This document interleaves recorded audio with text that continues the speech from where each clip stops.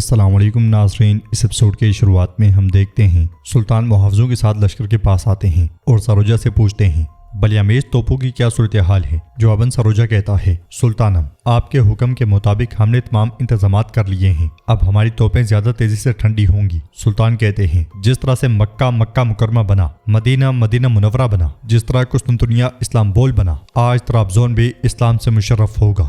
اب سے پونٹس کے فصیلوں پر ترکوں کا پرچم لہرائے گا۔ یہ کہتے ساتھ ہی سلطان اشارہ پونٹس کی طرف کر دیتے ہیں اور سروجہ چلا جاتا ہے۔ پونٹس میں بازنطینی سپاہی فصیلیں مضبوط کر رہے ہوتے ہیں اور یورگو سپاہیوں کو ادھر ادھر بھیج رہا ہوتا ہے۔ سلیمان اسے ڈھونڈتا اس کی طرف بڑھتا ہی چلا جاتا ہے۔ ادھر سلطان کے حکم پہ سروجہ توپ کو آگ لگا دیتا ہے۔ بلیامیز توپ سے نکلنے والا گولہ پونٹس کو ہلا کے رکھ دیتا ہے۔ آگے بڑھنے والا سلیمان بھی وہیں پہ رک جاتا ہے۔ سپاہیوں کی دوڑیں لگ جاتی ہیں اور یورگو کہتا ہے باگو فصیلوں کو مضبوط کرو، دروازے کو نہیں۔ سلیمان اس کی جانب بڑھتے ہوئے کہتا ہے میں نے تمہیں ڈھونڈ لیا غدار۔ یہ کہتے ساتھ ہی وہ خنجر نکال لیتا ہے اور چلاتے ہوئے کہتا ہے یورگو، غداروں کا انجام موت ہوتا ہے۔ یورگو اسے کہتا ہے سلیمان، ہم جہنم کے بیچ میں ہیں، اپنے فرض پر واپس لوٹو۔ تو سلیمان کہتا ہے میرا فرض ہے غدار کو مارنا ہے۔ یہ سنتے ساتھ ہی یورگو بھی خنجر نکال لیتا ہے اور وہ دونوں آمنے سامنے آ جاتے ہیں، مگر اسی لمحے ایک اور گولہ ان کے پاس آ لگتا ہے، دھواں پھیلتا ہے اور اسی کا فائدہ اٹھاتے ہوئے یورگو وہاں سے غائب ہو جاتا ہے۔ سلیمان اسے ڈھونڈتے ہوئے غصے سے کہتا ہے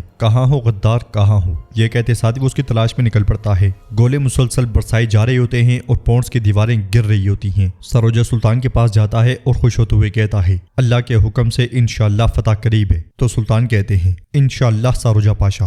سلطان کے اشارے پہ ایک گھڑ سوار اپنا گھوڑا دوڑا دیتا ہے۔ جنگل میں اکنجی ایک طرف کھڑے ہوتے ہیں۔ محمود پاشا بھی اپنے لشکر کو لیے ہوئے بالی بے کے ساتھ کھڑے ہوتے ہیں اور پوچھتے ہیں کیا آپ کو وہ دن یاد ہے جب ہم پہلی بار ایک ساتھ جنگ میں گئے تھے بالی صاحب؟ تو بالی بے کہتے ہیں میں کیسے بھول سکتا ہوں محمود پاشا، نمچا کی سرزمین میں آپ نے میری جان کی حفاظت کی اور حکماندار بنے جسے فتح حاصل ہوئی۔ محمود پاشا ان سے کہتے ہیں آج کا دن بھی مشکل ہوگا۔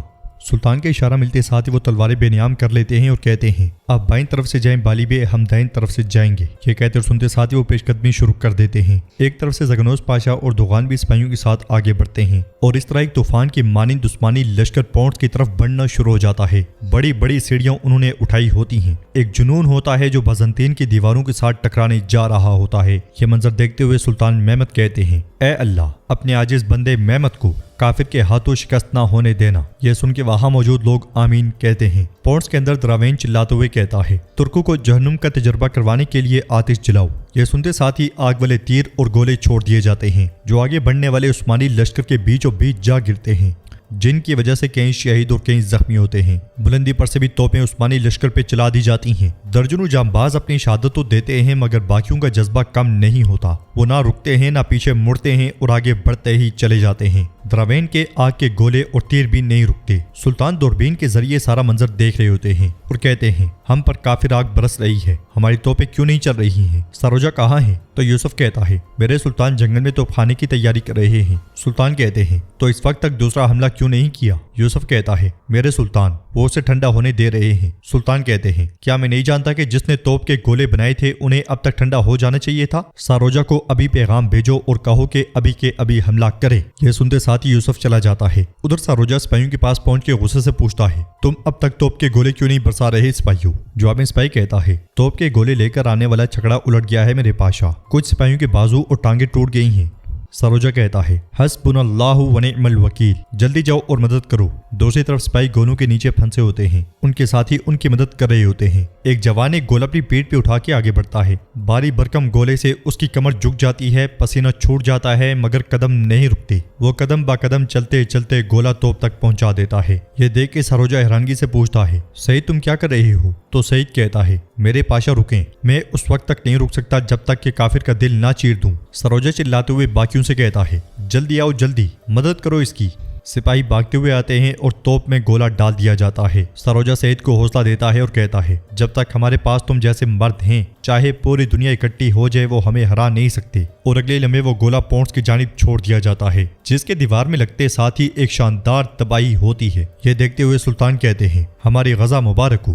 پونٹس کی ایک دیوار ٹوٹ جاتی ہے، کمانڈر بھاگتا ہوا آگے بڑھتا ہے اور اس کے بعد وہیں پہ رک جاتا ہے۔ کیونکہ سامنے سے عثمانی لشکر کا ایک سمندر اس کی طرف آ رہا ہوتا ہے۔ کمانڈر پہ خوف طاری ہو جاتا ہے اور وہ کہتا ہے ہر کوئی دیواروں کی طرف بھاگے، جلدی کرو جلدی۔ دوسرے دروازے پر بھی دروازہ توڑ آلہ پہنچا دیا جاتا ہے، سیڑھیاں لگا دی جاتی ہیں، شہادتیں دی جاتی ہیں، پیش قدمی کی جاتی ہے۔ کافر بھی ابلتا ہوا تیل گرا رہے ہوتے ہیں، مسلمانوں پر تیر برس رہے ہوتے ہیں۔ شامل بھی اپنے سپاہیوں کے ساتھ دروازے پہ ضرب لگانی شروع کر دیتے ہیں۔ مصطفیٰ اور کراتولر بھی تیر اندازی کرتے ہوئے بلندی پر موجود بازنطینی سپاہیوں کو جہنم واصل کرتے ہی چلے جاتے ہیں۔ ان سب کی زبانوں پہ اللہ کا نام ہوتا ہے اور وہ دروازہ توڑنے کی سر توڑ کوشش کرتے ہیں۔ اندر کھڑے بازنطینی دروازہ ٹوٹنے سے روک رہے ہوتے ہیں، مگر کافی مشکل میں دکھائی دیتے ہیں کیونکہ باہر سے لگنے والی ضربیں اور زور کافی شدید ہوتا ہے۔ ان کے پیچھے بازنطینی سپاہی نیزے اور تیر تانے کھڑے ہوتے ہیں۔ ڈرم اور صندوق ڈھال کے طور پہ وہ استعمال کر رہے ہوتے ہیں۔ باہر سیڑھیوں کے ذریعے اوپر چڑھنے والے کئی عثمانی اپنی شہادت پیش کرتے ہیں۔ بازنطینی تیر اور تیل اندھا دھند برسا رہے ہوتے ہیں۔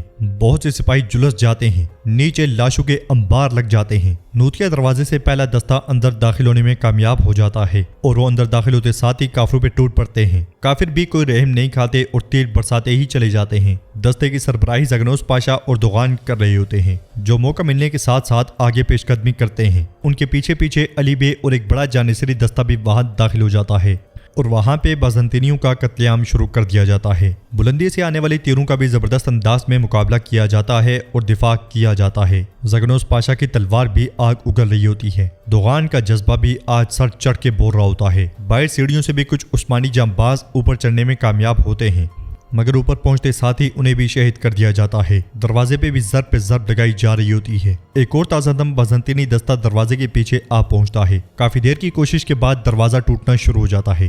کچھ ضربے لگتے ساتھ ہی دروازہ ٹوٹتا ہے، بازنطینی پیچھے ہٹتے ہیں اور مسلمانوں کا لشکر اندر داخل ہو جاتا ہے۔ اندر داخل ہونے والوں پر ایک دم سے تیروں اور نیزوں کی بارش ہو جاتی ہے۔ آگے موجود بہت سے جانباز اپنی شہادت دیتے ہیں، باقی ڈاہلوں کے ذریعے خود کو بچاتے ہیں اور حملہ کرتے ہیں۔ سلطان کی بے چینی بڑھتی ہی چلی جاتی ہے۔ نوتیا کے راستے پر زگنوس پاشا کی تلوار اپنے پورے جوبن پہ ہوتی ہے۔ وہ جس بھی طرف گھومتے ہیں لاشیں گراتے ہیں۔ دوغان کی دو تلواریں آگ اگل رہی ہوتی ہیں، سپاہی بھی ان کے شانہ بشانہ ہوتے ہیں۔ ادھر ایک طرف سے بہت بڑا ستون دیوار کے ساتھ لگا دیا جاتا ہے۔ ستون کے اندر موجود عثمانی ایک دم سے اندھا دھند گولے برساتے ہیں۔ ایک کے ساتھ دوسرا ستون بھی لا کھڑا کر دیا جاتا ہے۔ آس پاس سے بھی سپاہی سیڑھیوں کے ذریعے اوپر چڑھنے کی کوشش کرتے ہیں۔ ستونوں کے ذریعے حملہ کرنے کے بعد سپاہی برق رفتاری سے وہاں سے داخل ہونا شروع ہو جاتے ہیں۔ کچھ خود شہید ہو جاتے ہیں اور کچھ کافروں کو مار گراتے ہیں۔ جانصری سپاہیوں کا جوش اور جذبہ آسمان کو چھو رہا ہوتا ہے۔ اندر زگنوس پاشا، دوغان اور ان کے جانباز بھی قیامت برپا کر دیتے ہیں۔ وہ دونوں ایک ساتھ اپنی جانب بڑھنے والے تمام کافروں کو مار گراتے ہیں اور زگنوس پاشا کہتے ہیں مجھے لگتا ہے کہ ہم کریم دوغان، ہم اس دروازے کے بعد شہر کی سڑکوں پر ہوں گے۔ دوغان کہتا ہے بالکل میرے پاشا، چلو میرے بہادرو چلو۔ اندر والے دروازے کو توڑنے کے لیے بھی آلہ لایا جاتا ہے۔ بلندی پر بھی خوفناک لڑائی جاری ہوتی ہے۔ ادھر بالی بے کا دستہ بھی بازنطینیوں پہ ٹوٹ پڑتا ہے۔ کافر ہر گلی کوچے میں جہنم واصل ہو رہے ہوتے ہیں۔ اکنجے بھی کسی سے کم نہیں ہوتے۔ شامل بے اور کراتولروں کی تلواریں بھی بازنطینیوں کے لیے موت کا پیغام بن جاتی ہیں۔ ہر طرف تلواریں ٹکرا رہی ہوتی ہیں اور موت کا سما ہوتا ہے۔ علی بے کا بیٹا الپرین بھی اپنے بابا کی طرح بہادری سے لڑ رہا ہوتا ہے، مگر کچھ بازنطینی انہیں گھیر لیتے ہیں تو اس کا سپاہی اسے کہتا ہے ہم ایک مشکل جگہ پر ہیں حضور۔ تو الپرین کہتا ہے ہم یا تو شہید ہوں گے یا غازی، چلو میرے بہادر۔ یہ کہتے اور سنتے ساتھ ہی وہ کافروں پہ ٹوٹ پڑتے ہیں۔ اندر سے ایک بازنطینی دستہ آتا ہے اور بالی بے کے سپاہیوں کو پیچھے دھکیل دیتا ہے۔ آگے موجود سپاہی زمین پہ جا گرتے ہیں اور نیزوں کا نشانہ بن جاتے ہیں۔ بالی بے بھی سپاہیوں کے ساتھ آگے آگے ہوتے ہیں اور وہ بازنطینیوں کو روکنے کی کوشش کرتے ہیں۔ دونوں اطراف سے خوب زور کا جوڑ پڑتا ہے۔ بازنطینی اکنجیوں کو اور اکنجی بازنطینیوں کو پیچھے دھکیلنے کی کوشش کرتے ہیں۔ بلندی پر سے بھی اکنجیوں کو تیروں کا نشانہ بنایا جا رہا ہوتا ہے۔ بالی بے کا لشکر ایک مشکل صورتحال کا سامنا کرتا ہے۔ دیکھتے ہی دیکھتے بالی بے کے آگے پیچھے درجنوں لاشیں گر جاتی ہیں۔ مصطفیٰ چلاتے ہوئے کہتا ہے حضور کی حفاظت کرو۔ بالی بے کے سامنے ڈھالیں اٹھا لی جاتی ہیں۔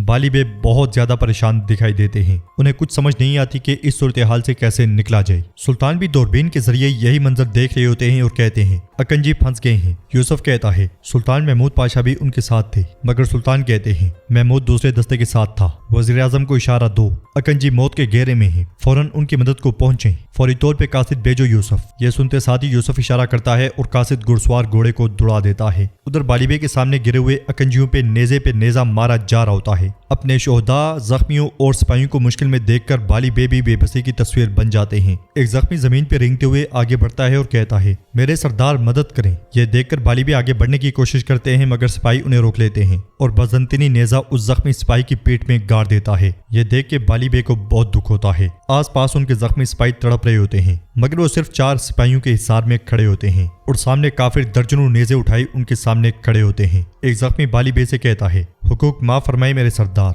जवाब में बालिबे कहते हैं, माफ करता हूँ, तुम भी माफ कर दो। बालिबे के साथ मौजूद जांबाज सब एक दूसरे से माफी तलाफी करते हैं क्योंकि मौत उन्हें बिल्कुल सामने दिखाई दे रही होती है। उनके पास बचने का कोई रास्ता दिखाई नहीं दे रहा होता मगर इसी लम्हे एक तरफ से महमूद पाशा सुल्तान के हुक्म पे अपने सिपाहियों को लेकर वहां पहुंच जाते हैं और चिल्लाते हुए कहते हैं, हम पहुंच गए बहादुरों। महमूद पाशा का दस्ता वहां पहुंचते साथ ही काफरों पे टूट पड़ता है। बालिबे और अकंजी भी सुक्का सांस लेते हैं और एक बार फिर लड़ाई में कूद पड़ते हैं। मौत को अपने सामने देखने वालों का जज्बा अब पहले से कई गुना बढ़ चुका होता है। महमूद पाशा भी एक नौजवान सिपाही की तरह काफरों पे अपनी तलवार का बेबाक इस्तेमाल करते हैं और नाजरीन एपिसोड भी इख्तिताम पजीर हो जाती है। वीडियो पसंद आए तो लाइक कर दें, शेयर कर दें, सब्सक्राइब नहीं किया हुआ तो सब्सक्राइब करें, साथ साथ घंटी वाले आइकन को दबाना मत भूलें। मिलते हैं इंशाल्लाह नेक्स्ट वीडियो में, तब तक के लिए अल्लाह हाफिज।